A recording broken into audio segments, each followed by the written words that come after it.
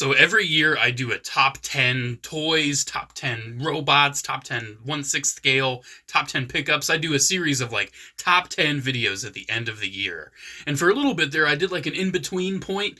I even did like a fourth of the way, 3/4 of the way, but I kind of stopped doing that. But I wanted to do a halfway this time because this has been a pretty interesting year for toys. There's been a lot of great stuff, but there also hasn't been a lot of stuff, I've noticed. A lot of my money has actually been going towards getting older releases. Instead of getting newer things, I've had more budget to go back and grab some older things. And also, I am still going pretty strong with getting 1/6 scales. That video will be at the end of the year. I'll do a top 10 1/6 scales because I'll probably end up having 10 again by the end of the year, 10 new ones, yikes. But I wanted to do a halfway of my top 10 action figures and my top 10 robots, but I encountered a problem. I didn't really feel like I had a solid 10 yet for either of them. For robots, it was a little easier, but for action figures, I was kind of struggling because I'm not really getting a lot of action figures nowadays. I'm mostly focusing on the robots, on Gunpla, on Transformers, on Hot Toys. I'm not really getting a lot of action figures nowadays. So I decided what I'll do for this video. This is a top 10, but half of them are action figures and half of them are robots. So will these figures likely be in my end of the year list? Possibly. And what you're seeing right now are two honorable mentions, the new Clone Trooper mold and Origin Jazz. Both of them are really great. They have the potential to be in the end final top 10 of the year, but since I'm only doing 5 right now, these guys came very close, but they didn't quite make the cut. I am filming this a little late than the halfway mark, so I have gotten some stuff in the month of July that I almost put in here, but I'm like, no, that I didn't get that in the first half. I'm not going to count it. So let's just get into it. Let's start with the action figures. And my number, I guess 5, 10, I don't know. We'll just do number 5. My number 5 pick's kind of surprising. Vintage Collection Andor, Cassian Andor. I was very surprised that this is one that really... I was really surprised that this is one that really caught my interest. I'm really surprised that this is one that really caught my interest for my... I'm really surprised that this is one that caught my... Okay, my number 5 is the... Okay, I'm just kidding. I don't know why this guy just does not want to stand right now. I guess he's like, oh, I'm on camera. I better make myself look as crappy as possible, even though I absolutely love this thing. Yeah.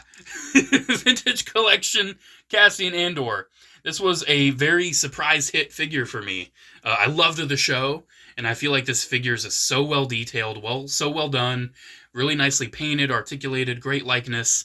It's just really nice, man. This is what I want out of a vintage collection figure. And now, granted, the costume's not very interesting, but I feel like the character and some of the details of it, like all the little different tone work in the jacket and the kind of blues and greens on the inner shirt. It really looks great, man. I really do love this figure. I got it standing, thankfully. I got him standing, so we don't have to worry about that anymore. That was pretty funny, though. All right, so next up, I'm a very big fan of this company, and I really enjoy their work, but I haven't really been able to get too many figures that have been released this year by them, mostly because I haven't just been buying that many action figures. There's one that I'm sure would probably be on this list if I managed to get it in the first half, but I have it on order, but I don't have it yet. However, if you know me, you might have an idea what this might be. My number 4 is going to go to McFarlane Hush Batman. I really do enjoy McFarlane toys. I think they make a lot of great action figures.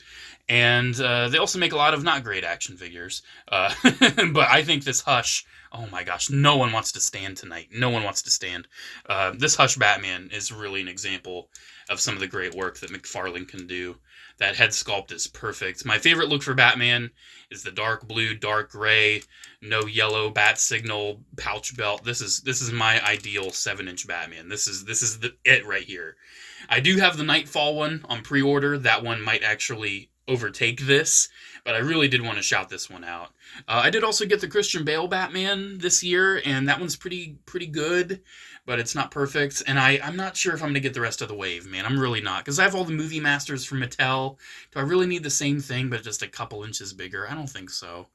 And the one I was talking about that I wasn't able to get in the first half is Michael Keaton from the Flash movie. I guess McFarlane Toys just doesn't want people to get that thing because it has been so unobtainable for the entire first half of the year. But, thankfully, Amazon put it up for order as a, temporarily out of stock, so I'll get it when I get it. How about that? Typically, Amazon doesn't let me down with orders like that, but we'll see. I hope I can get it. I'm really excited, though, for that Batman 6-pack.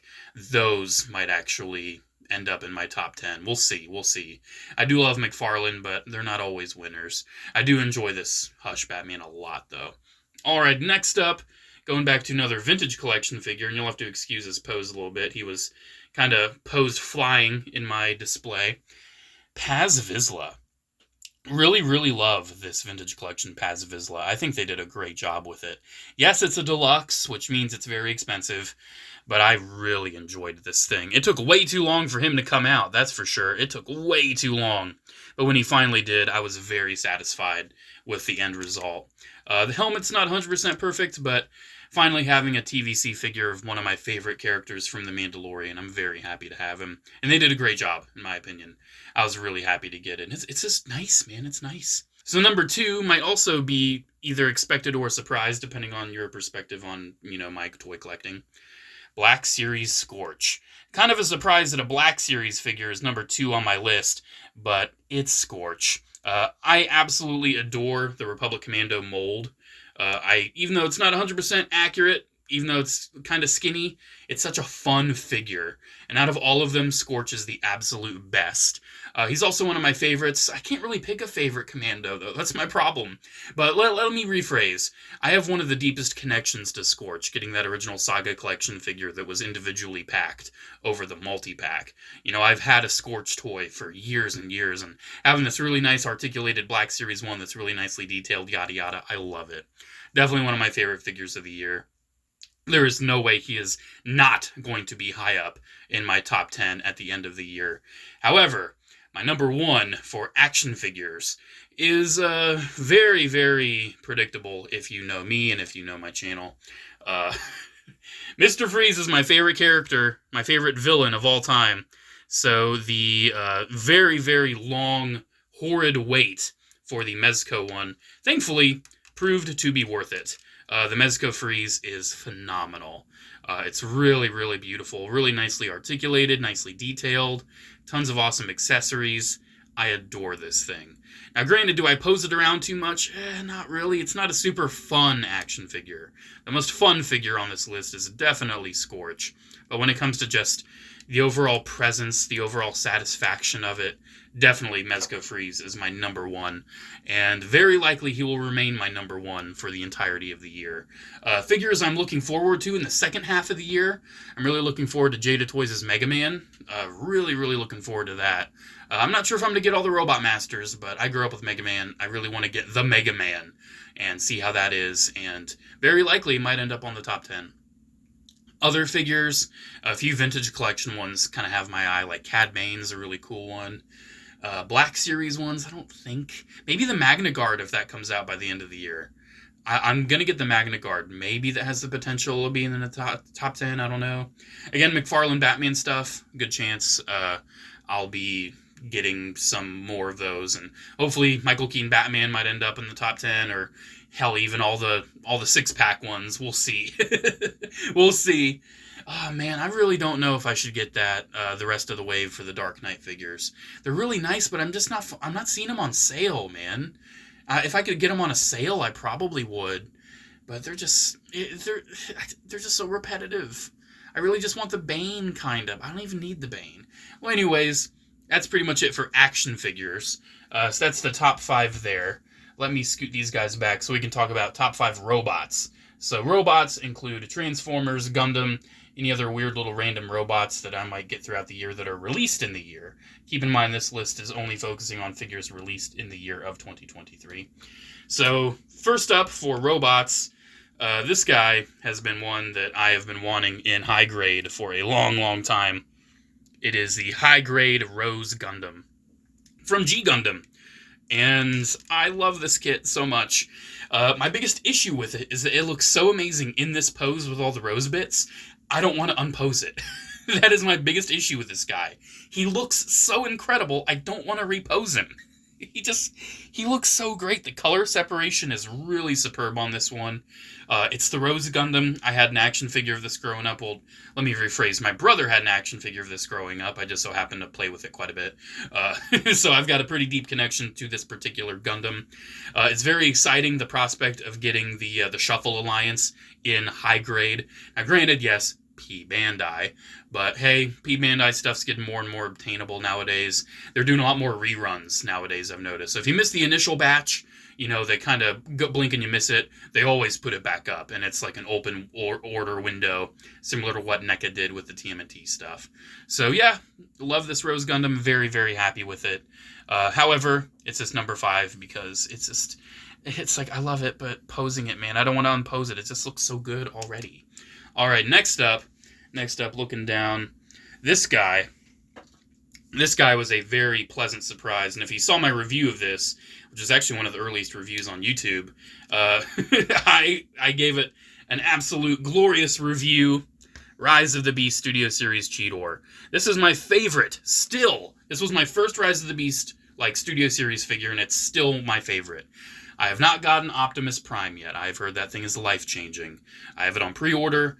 I'll probably be checking my local Targets anyway, just to see if I find it in stores first. But I'm very, very excited for that Optimus. Very likely going to be in the top 10. However, this Cheetor blew my mind when I got it. Now, granted, did he do much in the movie? Not really. He was there. He was cool. Did a few cool flips and a few cool action moves. But this toy, I adore it. I still love it. Still my favorite Cheetor. Still my favorite Maximal Rise of the Beast mainline figure Studio Series so far. Even the mainline Cheetor is actually really good. Cheetor's gotten a lot of good toys for Rise of the Beast. And I love the Studio Series one. It's just so clean, so well done. If I have any complaint with it after seeing the movie, he was actually a little bit more yellow in the movie. This is definitely more of a muted earth tan, kind of orangey, but he actually was pretty fairly yellow in the movie. So if they ever do a recolor of this that's more bright and movie accurate, I might end up grabbing it. We'll see. But I still love this color scheme, this deco. This figure is great. Definitely very likely to remain on the top 10 throughout the year. Next up, another Gundam. I have been loving The Witch from Mercury. The show ended very early, surprisingly. It was about half as long as typical Gundam shows. And I adored the show, and I've been adoring the models so far. And my favorite Witch from Mercury kit is the Gundam Lefrith-er. Something about this design, man. I love the Lefrith-er. The Lefrith Thorn, not the biggest fan. Haven't picked that one up yet. But the yes. This is just a big old chonky death machine, and the pilot is an absolute maniac, and I adore it. This thing is just so sweet. Look at this. It's got this cool, permit thing on the back. It's got this big old gun that it can hold if you don't take the elbow pad off. It's actually the first time I've ever done that, of course, because I'm filming. Just like Cassian, where he just didn't want to stand because I'm filming. This thing is so fun. Now, granted, is this the only good Witch from Mercury kit I've gotten? No. I love all of them. The Garibaldi, the Michaelis, I don't know how to really pronounce that. The regular Gundam Ariel. I haven't gotten Ariel rebuild yet. I'm kind of waiting for a permit score 6 with the blue for Ariel rebuild. I think that'd look really cool. I haven't gotten Calibarn. There's plenty I haven't gotten yet. I haven't built the Faract yet. I don't know if I'm going to go completist on the Witch from Mercury kit line, but I'm definitely going to grab a lot, because the suit designs, for the most part, in the show spoke to me a lot. They still haven't made all of them. I think, is it the Desolator? Is that the name of one that was at the end of Season 1? I love the Desolator. I really hope they make that. The Rick Dom looking one in the episode with, the episode on Earth. It was a Rick Dom looking one. I don't remember the name of that, but I'd love a kit of that. But Lefrith-er is probably my favorite mobile suit design from the show. Probably. Either that or the Michaelis. And I love this kit. It's really great. Definitely worthy of being on the list. Very likely to remain. If you saw me gushing in the video, Tarn is one of the best modern mainline Transformers I think they've ever made. Will Tarn remain on the list? Yes and no. Tarn very likely will remain on the list. However, it may not be this iteration, because he is going to be repainted into Bludgeon. And some people are not happy with that. Me personally, I'm absolutely elated about that. I think this mold would work absolutely perfectly for a Bludgeon, and I cannot wait for it. This is one of the most fun Voyager-class figures I have had in a long time. It's one of the best Transformers that I've had in a long time. It's simply incredible. If you're a fan of the franchise, if you're just a fan of cool transforming robots, and you see this guy and you're like, whoa, he's got a Decepticon symbol for a mask. That's really cool. This guy looks awesome. Yeah, grab it. The transformation's pretty cool. The tank mode's pretty neat. But I think this guy's main trick is having an amazing robot mode. The transformation and the vehicle mode are still really good, but his robot mode is leaps and bounds of the best mode. And it is simply amazing. Highly recommend it. Seriously, go get yourself Tarn or go get yourself Bludgeon if you need it in Skullface Samurai flavor instead. And me personally, I really need it in Skullface Samurai flavor, so I'll probably buy it. This guy's great. Simply the greatest. I'm kind of surprised, though, that he's only number 2 for my robots. And number 1 may actually very much surprise you. So for my number 1 robot of the year, I do want to preface, this is probably my favorite figure of the year so far, excluding Hot Toys. But it's just the number 1 robot, because it's kind of separate lists. So this is something I would have never expected to actually end up on my top 10 list. If you told me at the start of the year this would be one of your favorite toys of the year, I would say, well, I wouldn't have seen that coming. So a little bit ago, I had a company contact me asking me if I wanted to review their toys, and I said yes, and I did, and I fell in love with them. And ever since then, I've not been able to keep my hands off of YOLO Park Rise of the Beasts AMK Model Series Optimus Primal. I love Optimus Prime. I love Bumblebee. I adore them, but Optimus Primal is my favorite of the figures. This thing is so fun. So amazing. I cannot get enough of it. I still keep it by my desk to this day, and I'm always posing him around. I feel like if I ever just want to grab a figure to repose, 9 times out of 10, it's likely going to be an AMK Model Series YOLO Park figure. Like, look at this. This is just incredible. Absolutely incredible. It does come with an alternate head sculpt to have the face exposed, but he usually just had the face plate in the movie. The detail, all the little engineering schemes, the plastic feels amazing. The paint is really nice. This is definitely my favorite robot figure of the year. Does it transform? No. I know that's a problem for some people, but hear me out. Not all Transformers toys have to transform. Is this a Transformer? Not necessarily. This is an action figure of a Transformers character. And for me, you know, I love Transformers that transform. I wouldn't want just an action figure and nothing else. I would want this to be a supplement, not a replacement. And, you know, we're getting a Studio Series. That one looks amazing. If that comes out by the end of the year, who knows? We'll see if that's on the list. But this, YOLO Park Optimus Primal, has blown my mind this year. This has definitely been one of my favorite figures of the year. And I'm not saying this just because they sent it to me for free. I'm not saying this just because, you know, you can get a discount code if you order it on YOLO Park and use my code. I'm not saying it just because of that. Dead serious. I adore this figure. I simply, absolutely do. And I cannot wait for Scourge. I cannot wait for Rhinox. And I absolutely cannot wait for Cheetor. If you saw how much I love the Rise of the Beast Studio Series Cheetor, the YOLO Park one might turn it up a notch. Now, granted, you know, there's still tons of other toys to come out in the year. There's tons of others that might. When it comes to Transformers and other robots, what might take the cake? There's Real Grade Epion. Real Grade Epion very likely might end up on my top 10 of the year. Let me kind of shift some things over so we can have everybody in the picture. It's funny, my number ones for each are both going to be off to the left because that's just how it worked. So, again, you know, there's tons of things that might be coming out. I don't know if I'll be getting any 3-0 Transformers like Bumblebee or Optimus. I don't even know if those are coming out this year. There is an Optimus Prime toy I'm expecting in the mail very soon. It's actually unofficial, but it might make make the grade for being on the top 10 list. We'll just have to see. I've been getting a lot of great stuff, man. A lot of great stuff. And, man, I've been getting a lot of great stuff, but I've been really going niche with a lot of the things I've been getting. A lot of hot toys. I've actually started to get into third party a little bit more, but not in the ways you expect. I'm getting like movie third party, Transformers Prime third party. I'm not getting like, oh, here's a 50th version of G1 Devastator, but now he's small and you can put him in your pocket. I'm not going into that third party realm. I've kind of been branching out. Like with action figures, I'm getting a lot more Kenner Batman stuff instead of newer Batman stuff. Star Wars action figures, I've been trying to slow that down because I really haven't been too interested in just getting, more Star Wars toys. I still love them. I still love Star Wars. I'm not going to give it up. But yeah, I'm not as interested in it right now.